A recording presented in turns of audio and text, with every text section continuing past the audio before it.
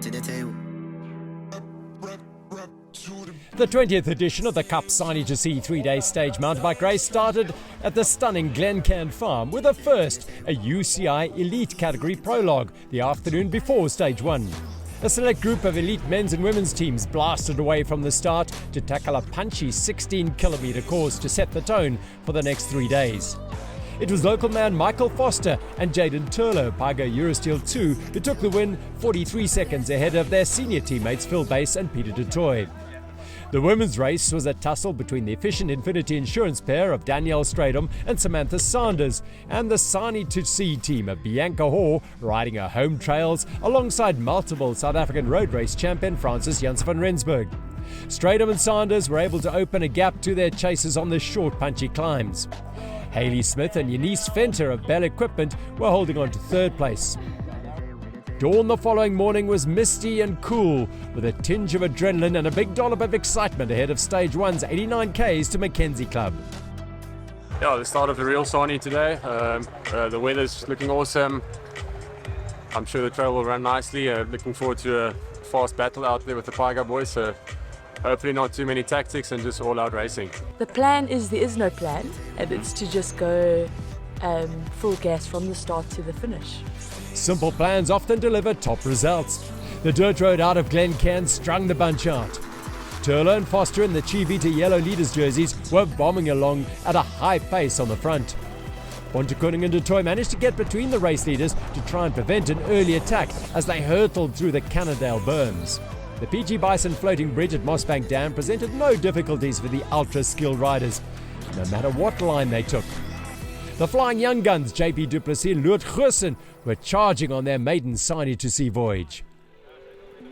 The harsh realities of mountain biking came to the fore on a section of single track when Peter du Toit lost his front wheel and fell really hard, breaking his collarbone in the process and ending he and Philip Bass's race right there.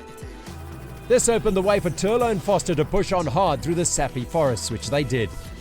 Their urgency put Insect Science under some pressure to close the gap, but they couldn't stop Jaden Turlo and Michael Foster from taking the win, a fitting one for Foster, who spent many years as a youngster at Linford School handing out water to riders at the finish. Today, he was a winner and receiving sustenance from the next generation of Linford kids. I think it was Peter or Phil that made it quite a hard pace, and we saw Keegan starting to fall off the back a bit, and then got into that next single track, and then I think Peter fell, unfortunately, and it seems he's not in a great condition, but shame. And then we basically rode to the end and worked well together.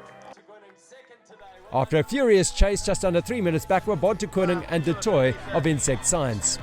And in third, the 18-year-olds from the Boerland, JP du Plessis and Loert Goosen. Quite unfortunate for Sani, I cannot finish, but at least the young guns are hammering in their front, having a great lead, so at least it's going to be fun watching them. In the pink Chivita women's leaders jerseys were Danielle Stradom and Sam Sanders, who made their intentions clear from the start as they powered to the front of the race. True to their pre-race words, Bianca Hoare and Francis Janse van Rensburg went flat out in hot pursuit. It was great to see Bianca, former national cross-country junior champion, back and racing in an event she's not taken part in since she was a teenager. They threw everything into the chase, but couldn't make inroads into the rock-solid leaders Stradom and Sanders, whose advantage continued to grow. It was muddy and dusty and tough. No, it was a good day. I think I'm still adapting a little bit to the altitude. Feeling definitely a bit better than yesterday, but I think tomorrow will be my day. Hayley Smith and Eunice Venter of Bell Equipment were holding firm with a solid ride in third place.